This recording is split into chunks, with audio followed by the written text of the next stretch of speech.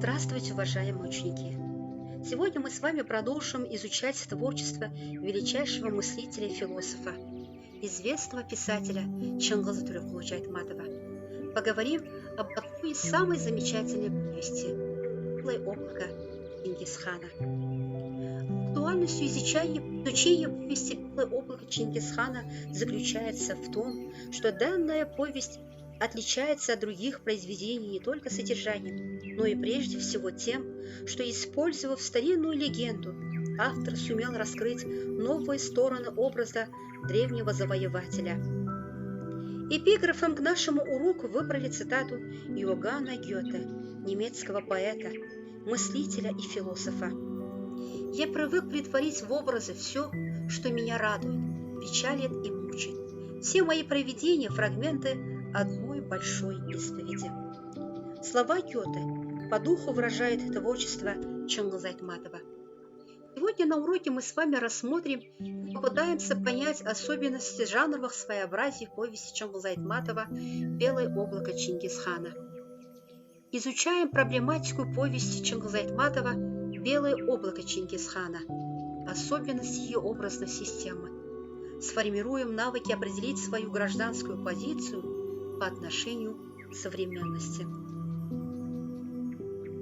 Не дольше века длится день первый роман Чыңгыза Айтматова, который вышел в 1980 году под названием «Буранный полустанок».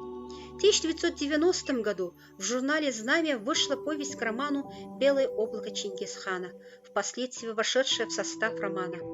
Уникальная судьба произведения Чыңгыза Айтматова «Лицом к лицу» и дольше века длится день. Первый роман Чыңгыза Айтматова прошел довольно нелегкий путь к читателю, сменив ряд названий, лишившись некоторых сомнительных с точки зрения цензуры мест. Уважаемые ученики, вам было задано на дом предварительно прочитать повесть «Белое облако Чингисхана». И теперь, когда вы знакомы с текстом, вам стало понятно, почему это дополнение к роману «И дольше века длится день», повесть к роману «Белое облако Чингисхана» появилась в свет спустя 9 лет. Это недопетая песня Чыңгыза Айтматова, часть его старого нового романа. «Белое облако Чингисхана» – это философская притча, повествующая в сущности о делах и понятиях вечных. Это история о человеческом в человеке, о высшем его предназначении, о трудности его земного пути. История, в центре которой личность грандиозная и противоречивая, властелин земель Чингисхан. 1206 год Красного Тигра. Темуджин был провозглашен правителем всех монголов, Чингисханом Великой Степи. Он завоевал полмира. Покорив большую часть Азии, Чингисхан движется в Европу. Ему предстоит самая трудная часть пути – переход через Саразёкскую степь. Чингисхан, жестокий, властный повелитель 4 сторон света, не останавливается ни перед чем в достижении своей цели. Порабощение, смерть, злодейство. Идя походом на завоевание Запада, ведя за собой через великие азиатские пространства народ армию, Чингисхан в Саразёкских степях учинил казнь.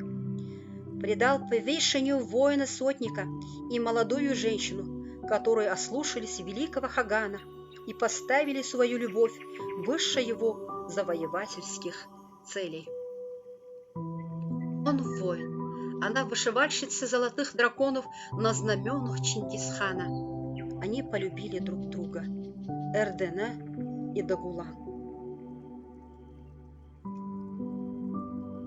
Чингисхан, чтобы не оказаться в руках врага уязвимым, запрещает своим воинам иметь семью. Но у Дагулан и Эрдене, вопреки запрету великого завоевателя, рождается сын Кунан. Легенды, мифы, предания являются неистощимым источником писателя.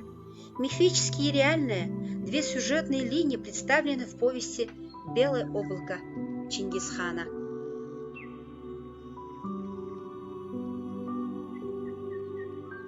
Айтматов сумел показать в повести, что людям, купавшимся в славе, в величии, людям, которым казалось бы чужды огорчения, неудачи, свойственны человеческие чувства, как бессилие перед чем-либо, страх, растерянность. Так Чингисхан растерян. Он как бы не понимает, когда кто-то нарушил его запрет на деторождение, до его сознания не доходит, что кто-то может нарушить его приказ, но он не понимает, что его приказ изначально бесчеловечен. Закону природы никто не имеет права нарушать. Чингисхан приказал казнить влюбленных. Нана единственного ребенка спасает служанка Алтун, у которой появилось вдруг ни с того ни с сего молоко. Этому причиной явилось белое облако. Так решило небо, который будет сопровождать малыша до его совершенства. Так домысливает читатель. Как это не печально сознавать при тоталитарном режиме, какой бы эпохе ни принадлежал он, взаимосвязь личности и власти сводится к одному – полному подчинению личности государству, власть которого простирается буквально на все области жизни человека, вплоть до семейных. Понимание проблематики повести вам поможет значение некоторых слов. Паранойя – хроническая душевная болезнь, характеризующаяся тяжелыми бредовыми переживаниями. Тенгири – древнешумерский бог солнца. Тенгри – древнетюркский бог неба. Улус – поэтический союз родственных племен. Кизигулы – страшники Хагана. Десаулы – приближенная свита Хагана. Чыңгыз Төреқулович Айтматов – современный писатель-классик, всемирно признанный художник слова, мастер, умеющий заинтересовать, даже заворожить читателя самобытными легендами и сказами, яркими метафорами, сравнениями, незабываемыми образами людей и животных. Общение с Айтматовым вносит в нашу жизнь радость познания мира, иногда смятение чувств, заставляет задуматься над вечными вопросами бытия, над своим предназначением в жизни. Литература всегда будоражила умы, заставляла души проснуться для лучшей жизни, окунуться в водоворот событий. Чтение лучших произведений Чыңгыза Айтматова является для нас подобным стимулом. Последняя повесть к роману «Буран на полустанок» имеет загадочное, привлекающее внимание, интересное заглавие «Белое облако Чингисхана». На наш взгляд, противоречие заключено в самом сочетании «Белое облако» и Чингисхан. Хотя противостояние не явное, но скрытое, с богатым подтекстом, как часто бывает у Айтматова. Белая точка же в религиях многих народов является символом чистого, божественного начала. Чем же связаны они? Тиран и небесное покровительство. Пока Чингисхан творит дела земные, небеса к нему благоволят. Но как только он начинает решать, кому жить, а кому умереть, небесная защита, тучка, летевшая над головой великого Хагана, закрывающая его от палящих лучей солнца, исчезает. В параллельно с этой сказкой притчи мы узнаем и развязку истории Абуталипа Куттыбаева, ставшего жертвой людской зависти и злобы. Мучители все время терзали Абуталипа, лишали его сна, разума, но ничего не смогли добиться. Заключенный под номером 97 предпочел смерть предательству. Абуталип же до конца остается верен себе. Чтобы не оказаться невольным, предателем, под пытками не оклеветать невинных друзей, он бросается под поезд.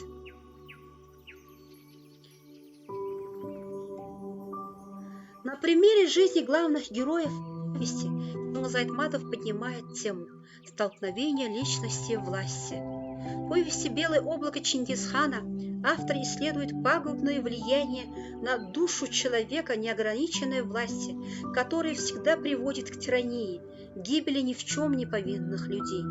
Айтматов это хорошо знает, так как столкнулся с несправедливостью еще в детстве. В 1937 году отец Чингиза Айтматова, крупный партийный деятель Киргизии, был незаконно репрессирован, но мальчик верил в его невиновность, продолжал любить отца. Эта любовь не прошла бесследно. Одну из своих лучших произведений «Материнское поле» он посвятил родителям.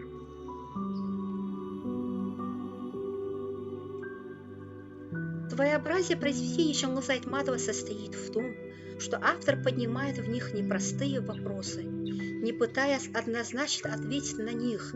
Это право он предоставляет нам, своим читателям.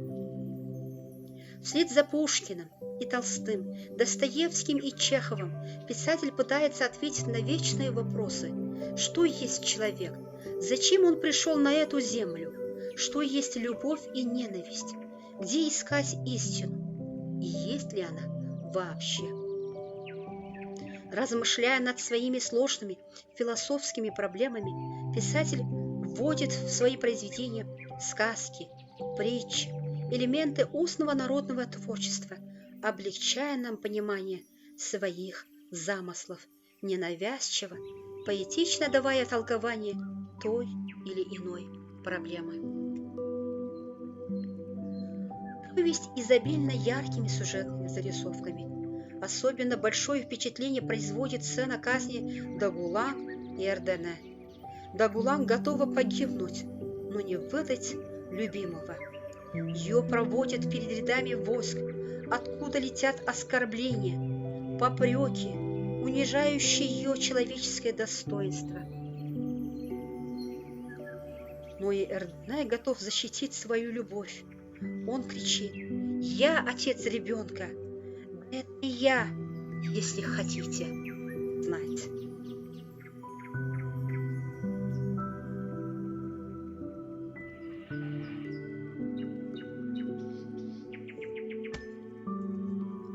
Если говорить о художественном своеобразии повести, то Чингиз Айтматов – большой мастер прозы. Кольцевая композиция повести. Поезда в этих краях шли с запада на восток и с востока на запад. Помогает выйти за рамки замыслов, за рамки современности и возвращаться вновь к проблемам, поставленным в повести перед читателями для размышлений. Язык повести ясен и доступен, богат красками, звуками, запоминающимися героями, ищущими свое место в жизни, счастье, правду и справедливость. Писатель – большой мастер деталей. Необычный жанр, двуплановый сюжет, философская символика, способ повествования, переплетание мифического с современного, актуальная проблематика – все это подчеркивает высокое мастерство писателя, составляет художественное своеобразие повести.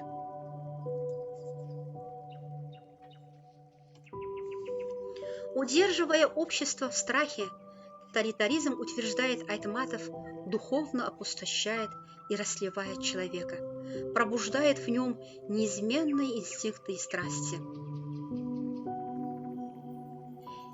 Если Чингисхан – сама власть, то Тансыхбаев в повести – слуга этой власти. Чингисхан, обнаружив, что белое облако оставило его, знак свыше, повернул назад. Тансыхбаев тоже терпит неудачу, погибает под поездом Кутубаев.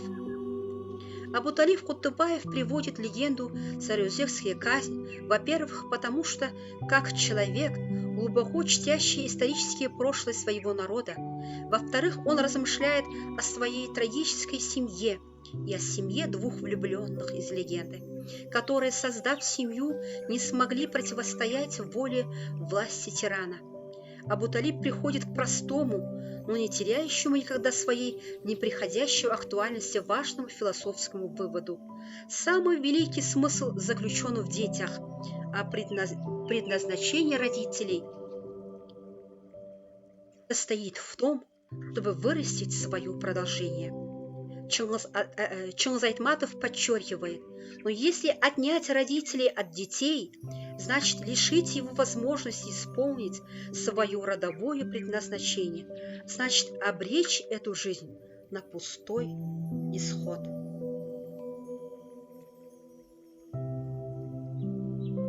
Чингиз Айтматов – универсальный духовный феномен. Проблема айтматовских произведений «Человек и природа», «Человек и человек» прозвучали так современно, как на сегодняшний день не звучит ни одна проблема в мире. Повесть «Белое облако Чингисхана» – это самое лучшее произведение, обладающее большими художественными достоинствами. Произведения Чингиза Айтматова читают и перечитывают, и о них спорят. Мы спорим потому, что знаем, читатель будущих времен станет судить о нашем времени, о нас и по лучшим произведениям Чингиза Айтматова. И напоследок хочется пожелать вам крепкого здоровья и больших успехов в вашей жизни. И домашнее задание на следующий урок – прочитать страницы из романа Плаха «Синеглазая волчица» и подготовиться к обсуждению. До свидания.